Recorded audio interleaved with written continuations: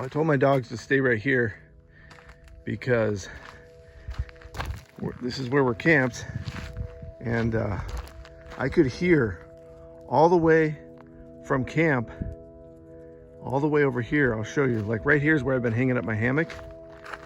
So right here I got my chair, and then between these two trees, and then about maybe 80 feet, 100 feet right here, this Palo Verde tree right there.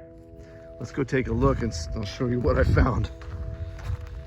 Now, I had the same experience last year, actually. I was camped kind of in the same area, and just right down here, somewhere around this tree, I had this same incident happen. And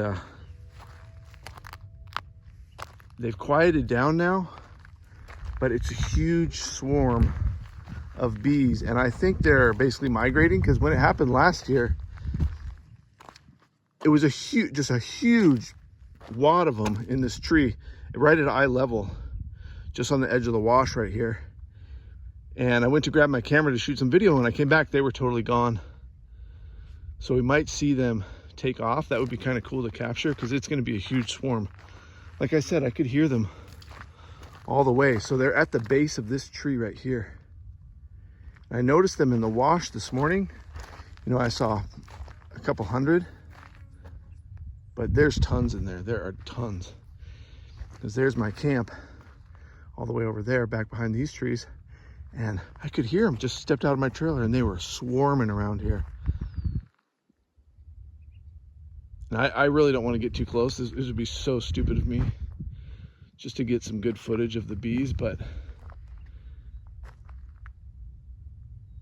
they're in there. I can see them flying around, but they've really calmed down just all of a sudden. So I got my binoculars here, and with these I can stay back and I can kind of watch and see if I can see anything in there, see if I can see the ball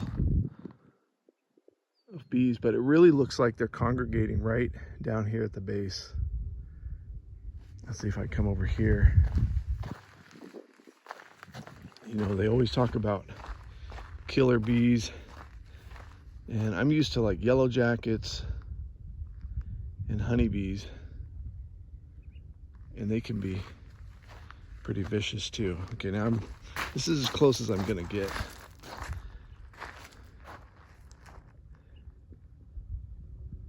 You might be able to hear it.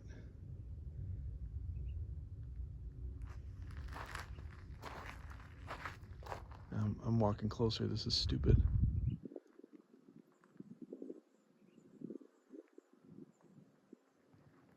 You can just kind of hear them buzzing. And that would be really cool to capture the swarm as they leave. I think they just migrate. They're just moving around. So hopefully they won't be here too long, because I want to lay out my hammock again. And that's one of the tips I should kind of talk about. When you do a hammock, you know, in different areas, you got to be prepared for different things, and you got to watch out for different things. And look, at my dogs are really good. I told them to stay because I thought, you know, if Dodger follows me over there, he could walk too close, but he stayed just like I told him to. And Echo's tied up. Good boys. Like I was saying, right between these two trees right here is where I've been hanging up my hammock. And every time I stretch it out, you know, I put it away because the wind comes and goes here, and it'll kind of just get thrashed. So I put it away. I just set it in the chair when I'm not using it. But every time I come out here to hang it up and lay around in it, then I make sure to double check the trees. You know, you're looking for deadfall trees, that are branches that are kind of hung up there that could fall when the wind comes. So I check that every time I lay down, but mostly I'm looking for like weird animals, right? Like a raccoon or something.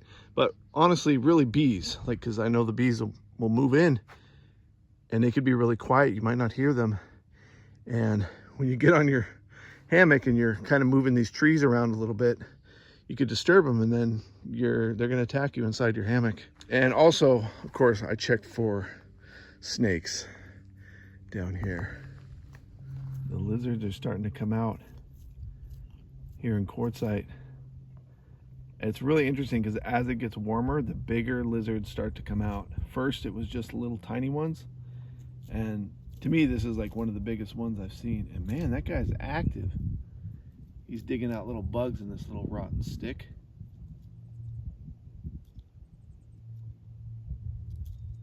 He's hungry.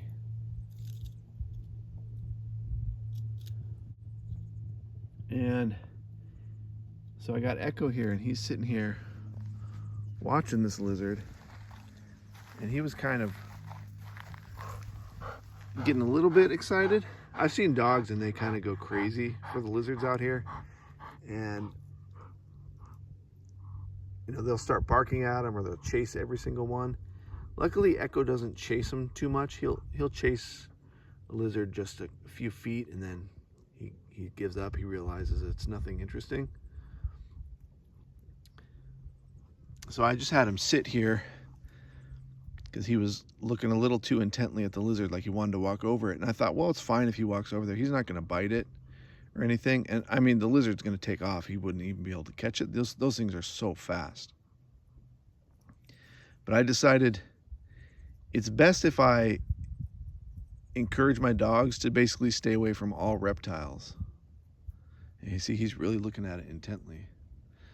So I just tell him, it's nothing, Echo. You got to leave it. It's nothing. Because the thing is, you know, you got to leave it. Good, Echo.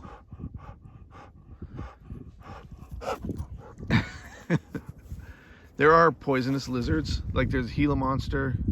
Echo, you gotta leave it. See? Good boy.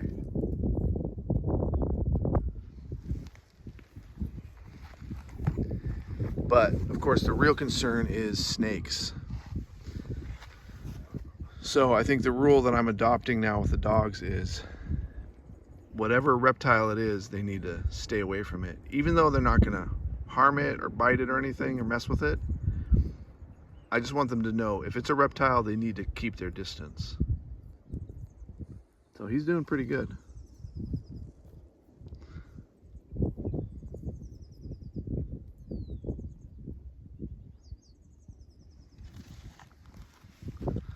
It's very enticing, huh, Echo? Yeah. Good boy.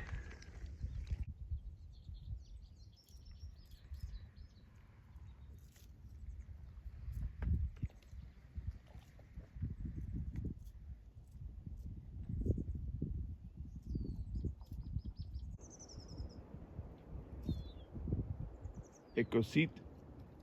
Good boy.